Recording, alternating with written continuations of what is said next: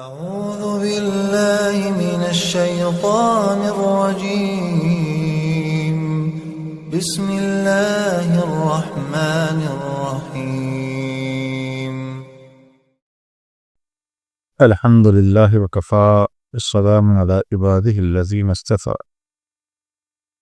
سیدنا انس بن مالک رضی اللہ تعالی عنہ سے اللہ کے رسول صلی اللہ علیہ وسلم کے شان منقول ہے، جس کو امام بخاری رحمہ اللہ نے نقل کیا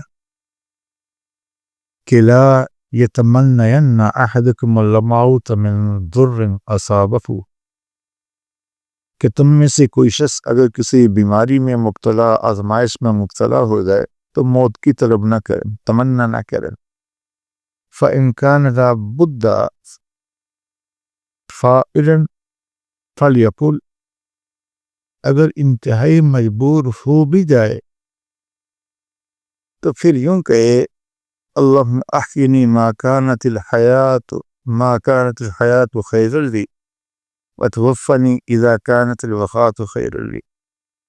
اے اللہ، جب تک زندگی میرے لیے بہتر ہے مجھے اپنے علم کے موافق زندہ رکھ، اور جب تیرے علم میں میرے لیے موت بہتر ہو تو مجھے اپنے پاس بلا لے۔ اس حدیث شریف سے دنیاوی آزمائشوں پر صبر کرنے کی تلقین ہے، اور چھوٹی چھوٹی بات پر مر جانا اور یہ کہ میری موت ہی آ جائے کفران نعمت میں ہے۔ موت مومن کے لیے اللہ کا تحفہ ہوگی، حضور نے فرمایا الموت تحفۃ المومن، لیکن یہ تب ہے جب اللہ سے ملاقات کی تمنا ہو، نہ کہ دنیا کی مسائل و مشکلات سے راہ فرار کے لیے ہو، کیونکہ زندگی بہرحال ایک نعمت ہے۔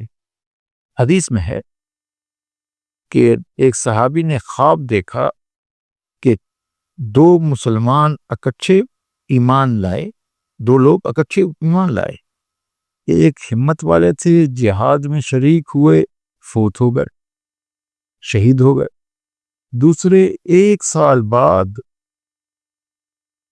طبعی موت فوت ہوئے۔ تو خواب میں دیکھا کہ تینوں لوگ جنت کے دروازے پر موجود ہیں۔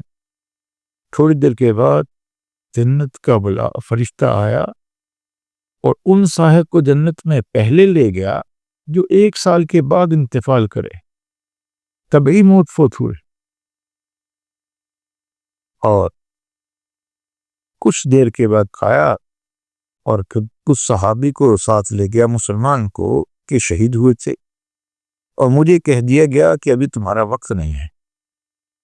تو صبح کو حضور کے سامنے سارا واقعہ بیان کیا تو آپ نے فرمایا اس میں حیرت کی کیا بات، یہ صاحب 1 سال زندہ رہے، ان کی عبادات بھی، فرائض، روزے، حج، اس 1 سال میں جو نیکیاں انہوں نے کی، ان نیکیوں کے اعتبار سے ان کا زندگی کی نعمت سے مستفید ہوئے، تو اللہ کے ہاں ان کا مقام بڑھ گیا۔ لہذا زندگی خود سے ایک نعمت ہے، اس کی قدر کرنی چاہیے۔ اللہ کی نعمتوں کا شکر ادا کرنا اور ناشکری کرنا اللہ کو ناپسند ہے، شکر ادا کرنا اللہ پسند ہے، اور زندگی کی نعمت کا شکر اللہ کی اطاعت ہے، نہ کہ اللہ کی نافرمانی۔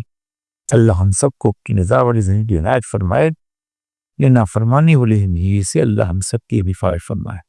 ہاں، اگر زیادہ ہو تو یوں کہہ سکتا ہے کہ اللہ مجھے تب تک زندہ رکھ جب تک تیرے علم میں میرے لیے زندہ رہنا بہتر ہو، اور جب تیرے علم میں میرے لیے مر جانا بہتر ہے تو پھر ایمان کے ساتھ، سلامتی کے ساتھ مجھے اپنے پاس بلا۔ اللہ ہم سب سے راضی ہو، اپنے زندگی نقص